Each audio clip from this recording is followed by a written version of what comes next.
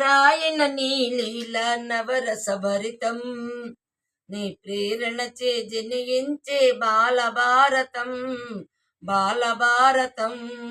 నారాయణ నీ లీల నవరసభరితం నీ ప్రేరణచే జనించే బాలభారతం బాలభారతం ముని చాపము చేబుగచే సతీపతులకు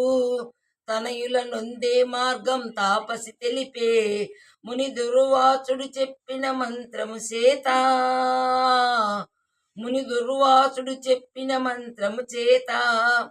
తన వంశము నిలుపమని జనపతి కోరే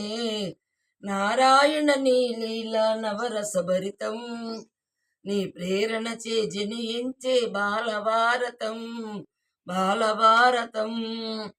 కృష్ణాకృష్ణుడై బలరాముడు గోకులమున జనించే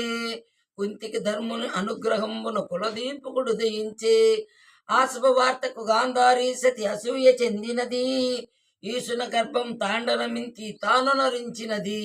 ప్రియులైన గర్భమును వ్యాసుడు సంరక్షించెను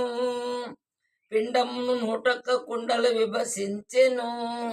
వరమునిచ్చెను వాయుదేవుడు అంత వనితి కుంతికి పుట్టె భీముడు మొదటి కడవచొచ్చెను కలి పురుషుడు కలిగే గాంధారికి తొలి పుత్రుడు కలిగే గాంధారికి తొలి పుత్రుడు